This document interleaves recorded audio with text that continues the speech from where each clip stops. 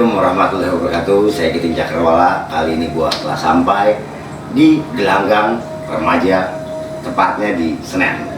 Telah hadir, bukan telah hadir, brother kita yang berada di gelanggang Senen ini, brother Arif, brother Imam Ma'arif. Assalamualaikum brother, sehat brother? Waalaikumsalam warahmatullahi wabarakatuh. Sehat alhamdulillah Kiting. Alhamdulillah, semenjak kan dari 3 tahun ini pandemi brother, makanya aneh tanya sehat dulu nih. Iya, saya sempat juga aneh kena sih, tapi kan nggak sampai ke rumah sakit. Nah, ini di rumah aja. Alhamdulillah brother. Ya, dan alhamdulillah bisa lolos dari COVID gitu ya. Alhamdulillah. Brother, boleh nggak aneh nanya-nanya nih brother nih? Soalnya kan biasanya kita ngeliatnya di Google aja nih atau di YouTube. Ya, wah, ya. Karya-karya brother. Alhamdulillah aneh bisa hadir bersama brother pada sore ini. Boleh nggak aneh nanya-nanya brother? Insya Allah apa yang bisa saya jawab akan saya jawab gitu. Sesuai dengan ya kapasitas saya. Jangan berlebihan juga, hanya yang tinggi-tinggi nggak mampu dan saya menjawab apa filsafat yang hebat-hebat itu ya sesuai dengan kapasitas saya aja lah. Siap, terima kasih brotherku sudah diterima di sini, bangga sekali Kiting. Seperti itu brotherku. Brother, dari tahun berapa brother terjun di berkesenian? Kira-kira nih brother. Soalnya tuh si Iwan si Anu udah nanyain aja tuh, udah chat aja. Silakan brother. Saya nggak tahu, mungkin sejak kecil karena darah kesenian itu mungkin sejak kecil ada, karena waktu SD itu sudah diajak-ajak sama guru ya untuk ya baca puisi, untuk nyanyi, terus kemudian untuk nari, bahkan dulu juga misalnya diajarin bagaimana cara ngelawak apa segala macam. Mungkin darah seni itu guru lihat gitu, dan mulai menulis itu sebenarnya sudah SMP ya, sudah suka kepada tulisan-tulisan, sampai nyari-nyari koran-koran bekas gitu. Kebetulan ada tetangga dulu pegawai negeri yang kerjanya di Surabaya, setiap pulang dia membawa koran, dan koran itulah yang saya sering pinjam, saya baca, saya cari apa namanya kolom-kolom kesenian gitu. Ya sejak itu terus kemudian ke Jakarta. Enggak sih, remaja itu terus kemudian kebetulan abang sepupu saya itu punya teater di rumah itu kan, namanya Gas Alam, teater Gas Alam. Terus nah disitulah kemudian saya sering nonton mereka latihan, tapi sayangnya saya belum bisa ikut. Saudara saya itu meninggal, nah, akhirnya sebenarnya nggak ada kegiatan. Nah, saya akhirnya gelisah sendiri kan, ingin berkesenian tapi nggak ada gitu. Maka kemudian saya berangkat ke Jakarta sempat menggelandang ya di Senen ini juga kan, kemana-mana karena nggak ada tujuan. Saya itu kerja juga apa aja saya kerjain gitu, termasuk nyopet, Termasuk juga tuh brother. termasuk di dalamnya ya udah gitulah, bandar apa namanya, ikut-ikut jualan apa sih, gele segala macam ya, kayak gitu apa segala macam ya, sempat juga yang gitu-gituan itu. Kemudian ikut jual mainan apa segala macam keliling, itu prosesnya. Tapi saya sedang mencari sesuatu yang pengen saya cari. Maka kemudian saya juga pernah datang ke Mas Willy, cuma di sana dicuekin. Almarhum Mas Rendra itu kan di bengkel. Saya sambil nyari kan teater mana yang saya perlu berlaku untuk belajar gitu, dan ya sempat juga masuk tapi dicuekin gitu ya. Tapi tetap semangat. Tapi konon katanya misalnya di sana itu 3 bulan baru ditegur. Saya salah satu orang yang tidak sabar.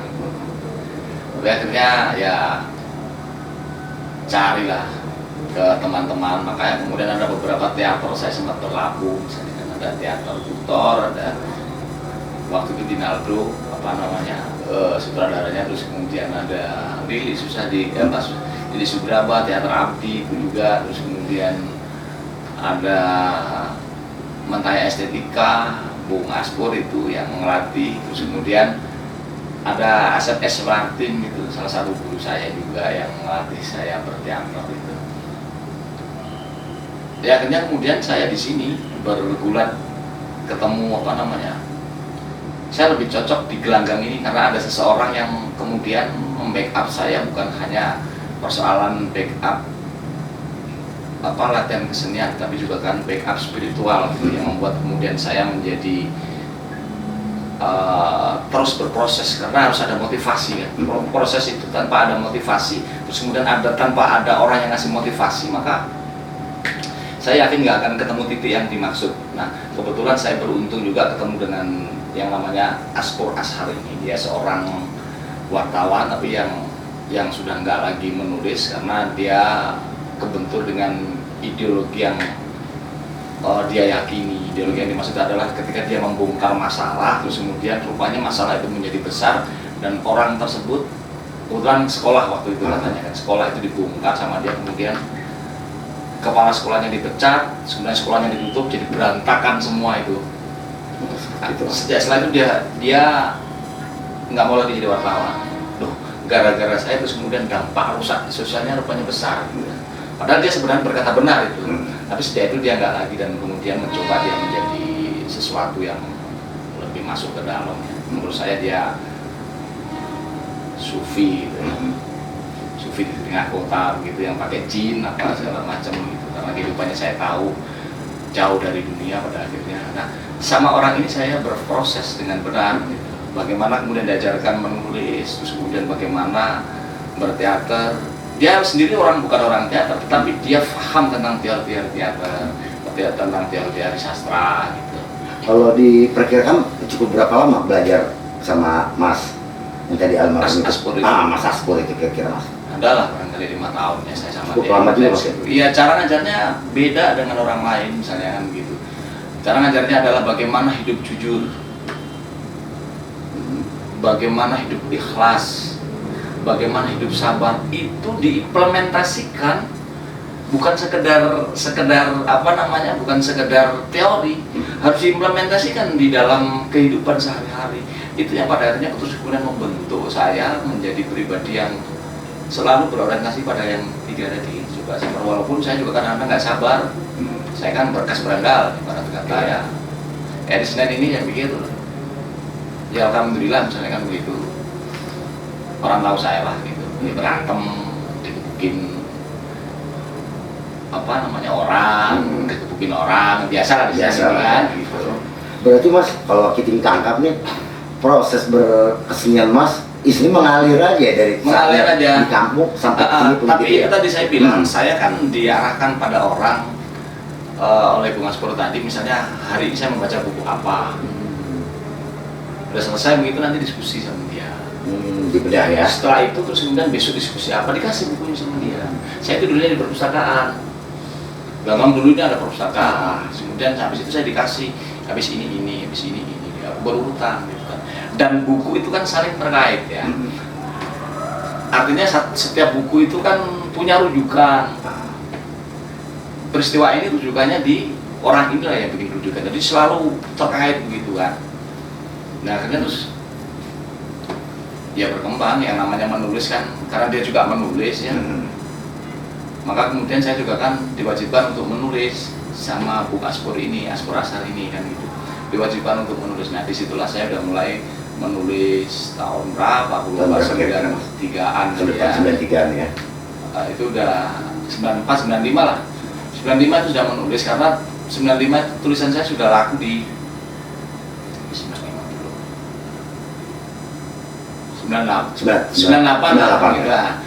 97-98 itu tulisan saya sudah laku di TVRI. Saya dulu kan nulis ada yang namanya cerita untuk anak, drama remaja itu, walaupun nggak banyak tapi tulisan saya udah laku di sana. Artinya dibimbing sedemikian rupa begitu. Hari ini filsafat ini, besok filsafat ini, misalnya kan begitu. Misalnya filsafat Barat misalnya mulai dari Sophocles, terus kemudian kayak Socrates, terus kemudian dan yang lain-lain lah, segala macam.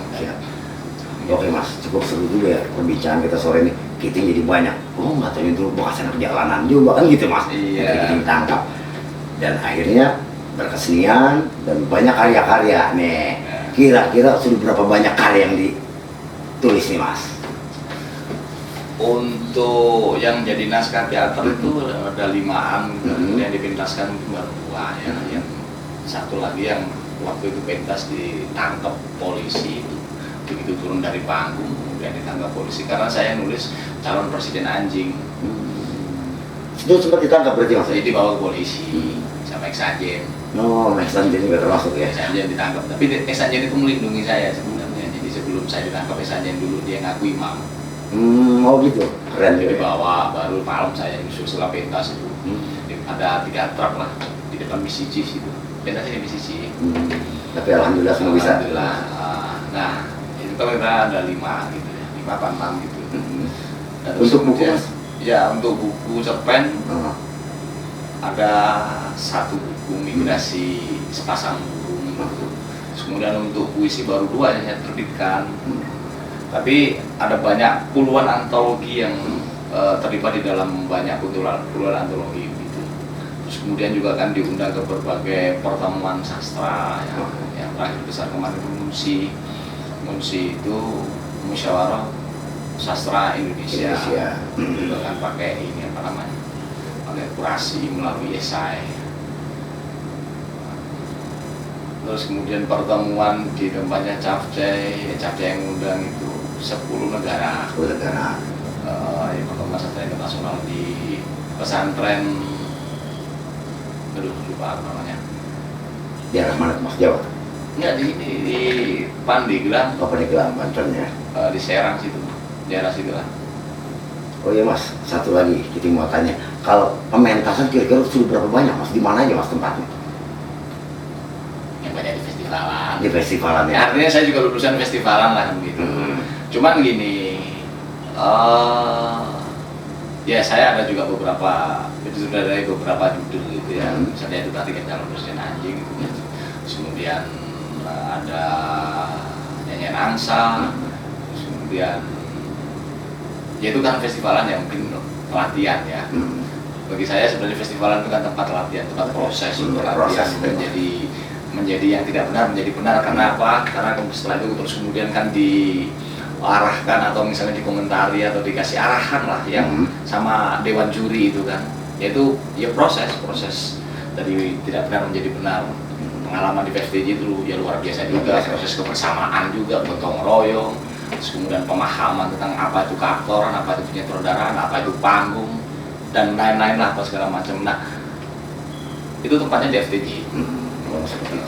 Mas, suka dukanya menjadi seorang seniman apa nih kira-kira? Biar tahu juga nih kawan-kawan kita, saudara-saudara kita semua mas. Apa nih mas? Suka dukanya mas?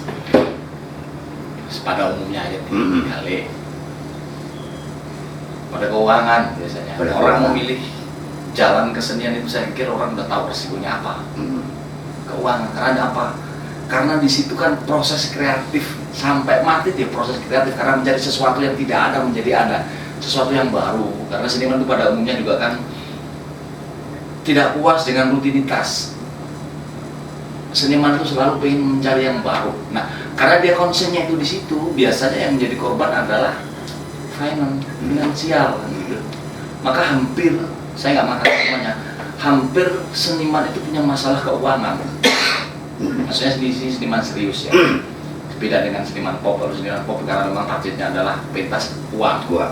Tapi kalau seniman-seniman yang serius itu kan targetnya bukan uang, tapi daya kreatif tadi kan, memunculkan sesuatu yang tidak ada menjadi ada, yang tidak mungkin menjadi mungkin, karena ruang kesenian itu adalah ruang kemungkinan.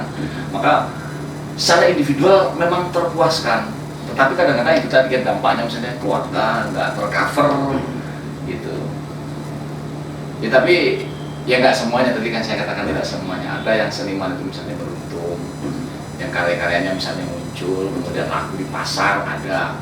Dan ada juga misalnya orang itu serius dan kemudian nggak laku di pasar misalnya kan begitu kan. Biar bagaimanapun pasti semua itu punya orientasi pasar walaupun nggak secara langsung. Misalnya ada orang yang ngurusi, mungkin dalam hal ini adalah manajer gitu ya, ada yang ngurusi, tapi itu orientasinya adalah pasar. Kalau senimannya sendiri saya ragu masalah manajemen. Kayak saya segala macam juga nggak punya manajemen yang baik terhadap apa hasil karya ya. Oke mas, menyikapi tadi tentang finansial. Sementara kan mas kan punya keluarga, punya anak. Gimana mas untuk mengolah itu semua atau membicarakan sama istri, sama anak, apa sih mas? Saya juga dibantu misalnya dengan istri, ada jualan misalnya, saya juga kan jualan kopi misalnya, tapi kopi yang green bean atau roast bean gitu, nggak kopi jadi ya. Terus kemudian saya nggak menafikan bahwa dari kesenian itu ada, tetapi hanya cukup untuk buat makan. Maksudnya tidak cukup istri 5, rumah 5, nggak gitu. Cukup dalam pengertian yang sebenarnya ya kan. Cukup walaupun ada aja, misalnya saya ini kan misalnya ada undangan di sini, ada undangan di sini, ada undangan di sini, gitu ada. Ya honornya tergantung, ada yang ngasih 100.000, ada yang sampai 20 juta misalnya, ada nih. Beraneka ragam ya. Beraneka ragam dan semuanya nggak pernah saya hargai. Ngalir aja udah maksudnya. Ngalir aja, orang manggil saya mau dikasih terima kasih juga, ayo. Dikasih ya syukur, kalau enggak ya nggak apa-apa, karena saya nggak untuk kesenian misalnya kan begitu yang tadi saya katakan bahwa karena orientasi utama adalah tidak finansial tadi tapi kan kemudian pengeluaran daya ekspresi, daya jiwa itu terus kemudian terekspresi, kemudian disalurkan ke publik, terus kemudian dipublikasikan ke masyarakat, dan akhirnya tahu masyarakat itu udah seneng, kita ada kebahagiaan di situ gitu ya. Nggak munafik bahwa ya kita duit perlu. Saya nggak misalnya jadi pembicara itu belum tentu misalnya saya nanya duitnya itu enggak. Ini ada misalnya sampai 2 bulan itu baru ditransfer. Ini nggak nanya, diem aja saya kan. Mau nanya bingung saya nanya gitu. Tapi tetap semangat. Sementara misalnya begini, misalnya saya belajar kesenian nggak pernah ada yang bayar. Gitu kan. Nah ketika ini misalnya orang bertanya, orang minta saya, kemudian saya harus ngasih tarif gitu kan, nggak orang bahasa Jawa itu nggak tegel gitu kan, nggak sampai untuk mengucapkan itu berapa nilai saya gitu kan. Tapi ada juga yang misalnya menanyakan berapa mas angkanya, bingung saya. Ya misalnya di sinetron atau misalnya di film gitu, berapa pak itu, saya bingung. Silakan anda aja yang menghargai gitu. Kalau misalnya ada harganya, kalau saya ini memang sudah berharga gitu. Tapi orang juga kadang-kadang ada juga yang misalnya tulisan itu disodorkan cek saya. Suruh isi sendiri. Ada yang begitu. Itu berarti kan menghargai karya ya. Ada yang misalnya nyodorin cek saya isi misalnya nggak sepadan, itu malah dirobek ceknya itu. Dia sendiri yang isi. Yang digital lebih banyak daripada saya yang isi, gitu kayak gitu. Ada yang begitu. Nah, artinya ada lah misalnya dari kesenian itu. Tetapi memang nggak bisa berlimpah. Cukup aja. Alhamdulillah. Bersyukuri ya mas ya. Ya buktinya anak saya yang 2 ini kuliah semua dan jauh-jauh dari Jakarta, di luar Pulau Jawa misalnya kan gitu. Nah ada, itu kan berkah rezeki kan, harus yang harus disyukuri karena saya hidup di situ. Yang tadi saya katakan bahwa kita sudah menegaskan, kita sudah deklarasi bahwa hidup saya di kesenian dengan resiko itu kan gitu. Orang masuk kesenian mau udah resikonya udah tahu aja, biasanya ekonomi resikonya gitu. Tapi yang jelas ada gitu kan. Karena istri juga kan nggak nuntut misalnya kan sebelumnya udah dikasih tahu juga bahwa saya hidup di sini dulu. Ruang ini adalah ruang yang mungkin nggak penuh, bisa saya katakan hampa finance ya. Saya nggak tahu lah, rezeki Tuhan yang ngatur. Saya nggak perlu ngomong banyak. Tapi yang jelas toh saya sampai hari ini juga kan dari rumah ke gelanggang ini punya bensin misalnya kayak gitu. Brotherku, terakhir mas kita lihat nih ada buku yang mas keluarkan nih. Iya. Bisa diceritain sedikit mas? Ya,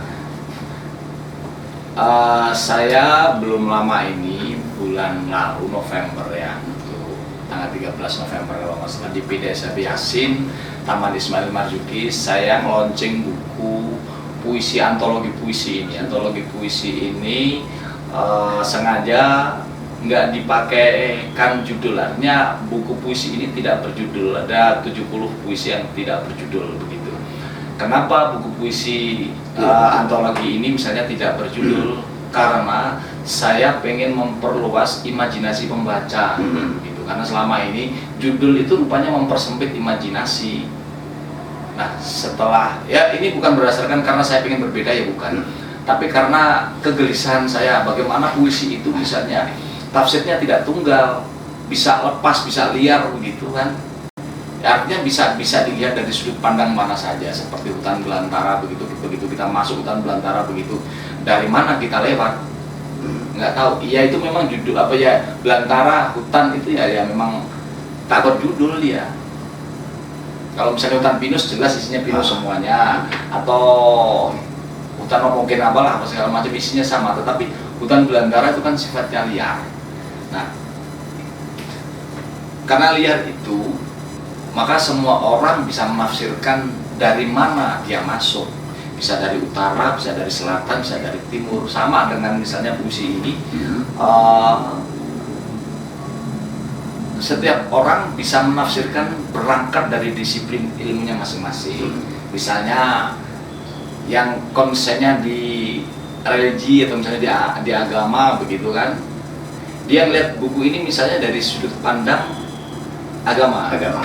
Terus kemudian orang yang konsennya dari berangkat dari filsafat misalnya kan, orang akan melihat buku ini dari sudut pandang filsafat. Atau misalnya dari kaum sosiolog misalnya pengen membaca buku ini, bisa jadi misalnya dia masuk dari sudut pandang sosiologi tadi. Nah, itu salah satu kelebihan buku antologi puisi tanpa judul ini. Maka siapa saja, terus kemudian saya akan juga kasih kesempatan buat para pembaca sesuai dengan disiplin atau sesuai dengan tafsirnya masing-masing. Setiap orang pembaca bisa memberikan judul sesuai dengan tafsirnya masing-masing. Gitu.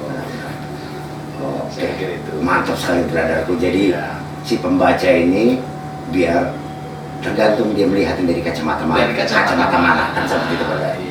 Begitu sangat inovasi baru nih brother kalau menurut kita kan gitu. Ya, saya nggak berani mengatakan inovasi baru, karena kenapa? Karena sebelum ini juga kan banyak orang, termasuk Bang Tarji juga kan ada tulisan-tulisan yang tidak menggunakan judul. Tapi orang tidak menggunakan judul itu ada banyak macamnya, ada banyak ragamnya. Misalnya ada yang kebingungan mau dikasih judul apa sih? Kalau juga nulis syair, lagu juga jangan-jangan udah ketemu syair lagunya, judulnya bingung apa nih? Maka kemudian si Iwan Fals dia ada satu karyanya yang tanpa judul. Itu kan salah satu kebingungan. Ada yang memang disengaja nggak pakai judul. Nah, kayak saya ini misalnya sengaja nggak pakai judul berdasarkan kegelisahan saya supaya puisi tersebut lebih banyak tafsirnya. Gitu. Oke, brotherku, semangat terus brotherku untuk berkarya. Terima kasih. Oke, Mas. Ani nanya satu lagi nih, harapannya Mas untuk anak-anak negeri atau anak bangsa menyikapi tahun ke depan ini kan semakin kacau nih Mas. Dan buat kawan-kawan khususnya sastra, apa kita pesan-pesannya dari Mas sendiri nih? Ya, sastra itu adalah salah satu genre seni yang memang sudah ada sejak zaman bumi diciptakan, sejak Adam diciptakan. Bumi itu diciptakan atau semesta raya kehidupan itu tercipta dari kata-kata. Allah itu menciptakan bumi dengan kun, jadilah. Jadi itu sastra, kan begitu. Maka kemudian ketika Rasulullah juga kan dapat wahyu, bukan mansit ya, dapat wahyu dari Jibril yang diperintahkan oleh Allah, itu juga dengan bacalah. Baca itu kalimat sastra tentu, karena di situ ada yang dimaksud adalah kan maksud saya bukan kalimat kata sastra, karena dia tunggal, kun bacalah misalnya kan begitu. Terus yang dimaksud adalah kan membaca sosial. Pengertian bacalah itu kan nggak tafsir tunggal kan. Karena waktu itu Rasulullah kan tidak bisa membaca, apa yang mau dibaca, nggak pernah belajar baca. Maka yang dimaksud adalah kan bacaan sosial, bacaan semesta raya. Nah, waktu itu kalau Rasulullah barangkali ya bacaan sosial, karena zaman jahiliyah kan, kaum Quraisy waktu itu jahiliyah sekali. Maka itu yang dimaksud untuk membaca itu kemudian benahi. Seniman juga harus gini. Nah, kepada anak muda barangkali ya, untuk menghadapi tahun-tahun ke depan, minimal pemerintah itu kan sudah mencanangkan tahun 45 itu adalah tahun bonus demografi di mana usia produktif itu lebih banyak daripada usia yang tidak produktif. Artinya mungkin orang tua itu tidak banyak, terus kemudian anak-anak juga tidak banyak. Artinya beban keuangan negara atau beban keuangan sosial itu tidak banyak untuk ngurusi misalnya anak-anak dan orang tua. Yang banyak adalah usia produktif. Nah itu kalau nggak dimanfaatkan, dari mana? Artinya pemerintah atau kita barangkali harus, yang orang-orang tua kita ini, orang-orang tua ya, gitu, harus menyiapkan anak-anaknya untuk menyongsong tahun produktif itu. Dengan apa? Yang dengan ilmu pengetahuan, misalnya yang sastra, misalnya yang membaca, yang menulis, terus kemudian interaksi dengan dunia internasional, karena pada akhirnya dunia itu nanti satu, semuanya ada di HP kan, begitu global. Begitu kita membuka HP, begitu kita mau tahu permasalahan atau ingin menyelesaikan masalah, HP juga bisa dijadikan solusi, begitu kan, semuanya menjadi satu. Nah, saya berharap sih tahun-tahun depan atau ke depan barangkali sastranya bukan seperti sastra sekarang ini, barangkali ada, pasti nantinya bukan sastra manual, misalnya kayak buku-buku ini dengan manual ya. Mungkin ke depan adalah sastranya adalah sastra digital. Maka itu anak-anak muda sekarang itu memang harus menguasai persoalan digital, soal ya membaca nanti semua ilmu pengetahuan itu barangkali referensi-referensi itu semuanya ada di buku di buku digital, bukan lagi misalnya manual. Tapi memang manual itu juga masih dibutuhkan karena banyak orang yang masih suka juga kan manual gitu, kayak ini. Oke, akhirnya sampai juga nih Mas di penghujung acara. Saya Kitin Cakrawala, mohon maaf kalau ada kata-kata yang salah nih, kan begitu bradarku. Bila pedang melukai hati, bila pedang melukai tubuh, masih ada harapan sembuh. Tapi bila lidah lukai hati, kemana obat hendak akan kita cari. Assalamualaikum warahmatullahi wabarakatuh. Waalaikumsalam warahmatullahi wabarakatuh.